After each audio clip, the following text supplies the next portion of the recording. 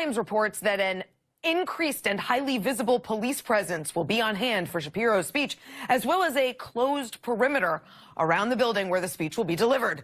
In a memo posted to the university's website, Berkeley Provost Paul Alivisatos, I think, wrote, without any irony, "We are deeply concerned about the impact some speakers may have on individuals' sense of safety and belonging. No one should be made to feel threatened or harassed simply because of who they are or what they believe." Except Ben Shapiro, apparently. Counseling services are also being made available to students and faculty members who are upset by Shapiro's speech. That is not sarcasm, that is truth. That's actually happening. Joining us now is editor-in-chief of the Daily Wire, Ben Shapiro. Ben, just so you know, we've set up a closed perimeter around CNN in case people feel threatened by your interview here tonight. I'm excited. I've been working out, and I'll just tell you, I'm a very physically intimidating person. All right, so this isn't your first go at one of these. Do you think that your reception at college campuses has gotten worse since Trump, though?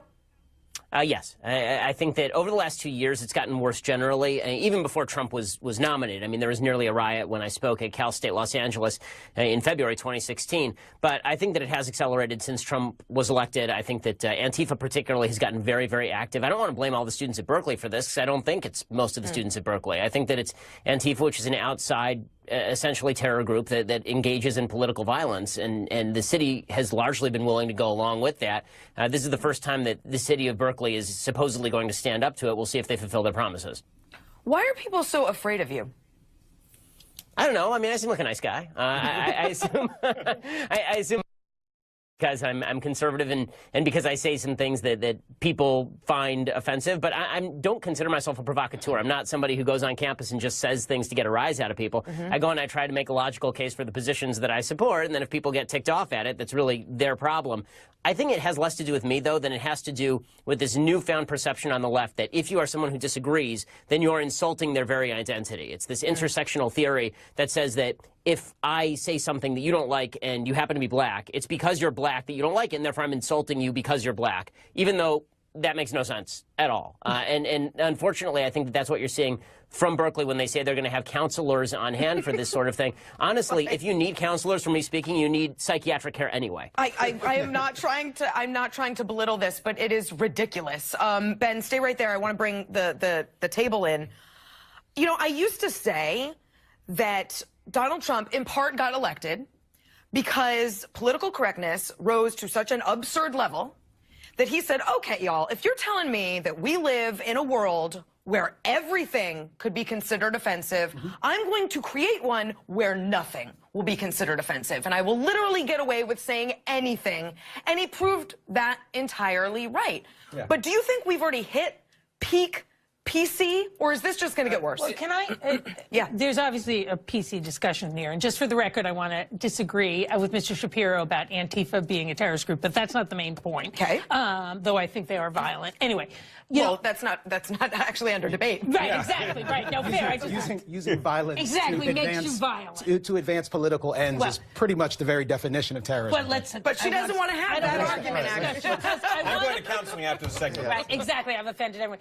You know, I just want to say, you know, maybe there's a PC issue in it, but I think it just speaks to a deeper misunderstanding about what the First Amendment means. I mean, I don't want to preach a misunderstanding by liberals.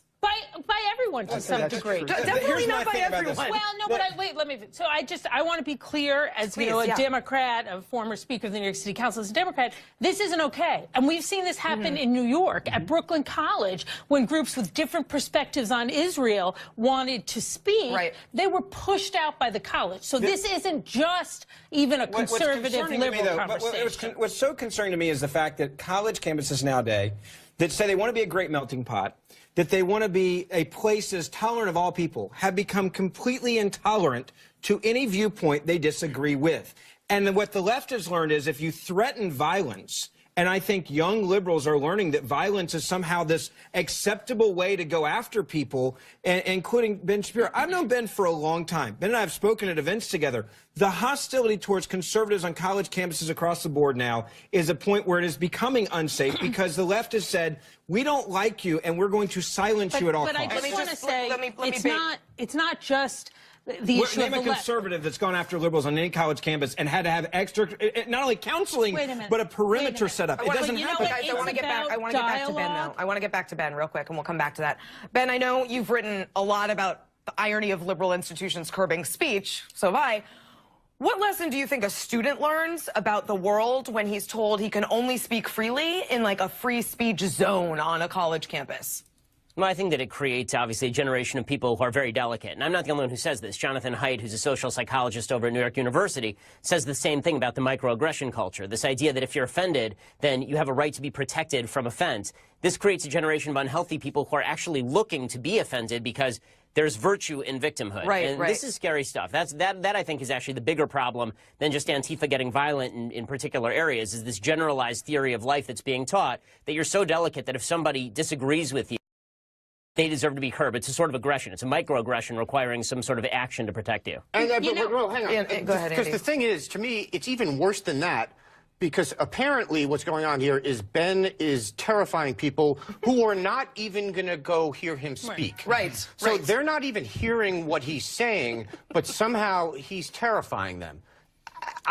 Someone has to explain the world to me, because that makes no sense. Look, there is no question that the perspective of many college campuses, right, that everybody who speaks in disagreement with what they believe is the majority voice on the campus has to be controlled and put to the side. I don't think that's a good thing, but what I also think is really important is that this speaks to an erosion of one of the fundamental issues that this country was created on. And to boil it down and say the left have all the responsibility, the right have, the right have all the responsibility, or for me to say the obvious, decreases the conversation to pure politics. And to really get this, it needs to be a high. You have to look at one thing, though. I've been a conservative on a college campus. Yeah. Many. It is political. Cool. Ben, I just want to get your thoughts on a news item before we go. You resigned as Breitbart's editor-in-chief in 2016. Steve Bannon's back at the site. Do you think he's more influential in the media, or was he in the White House? I don't think he's particularly influential in either. I mean, I think he's much more influential in the media than he was in the White House. I think by the time he left the White House, he'd been a pretty marginalized figure. In the media, Breitbart's a big site, so he has some weight there, obviously. But the attempt by the media to build him into some sort of philosopher king of the Trump administration who's going to unlock the key to how this thing works, no. I mean, no. By the end of the time in the administration, he was sitting in a room by himself with a whiteboard full of things that had not been fulfilled. So I'm just wondering where the media, I'm just wondering where the media gets off trying to turn him into something he's not. It's bizarre. Amazing. Ben Shapiro, thank you. Good luck. In reaction, you think Shapiro was the third hurricane to hit the United States in the past month. The actual LA Times headline on this quote, Berkeley braces for right-wing talk show host Ben Shapiro's visit. They're lashing themselves to the mast. Dinesh D'Souza has called Shapiro Hurricane Ben. Christina Hoff Sommers tweeted this, Category 5 hurricane about to strike Berkeley. Evacuators seek shelter now. Well, the school, for its part, has already announced free counseling services for traumatized students. Can you imagine going to those? Leave your self-respect at the door. Harmeet Dillon is an RNC National Committee woman from California and a very sensible person, and she joins us tonight. Harmeet, I saw Robbie George, the eminent Princeton professor, said yesterday, I think I'm quoting, I would sooner shut down a university than authorize counseling for students to deal with opinions they don't agree with. I mean, does anyone at Berkeley think, well, we're becoming parodies? Well, I wish they would. I mean, as you may know, Tucker, I sued the university last spring for refusing to allow 3 different conservative speakers to speak at the invitation of my clients, the Berkeley College Republicans.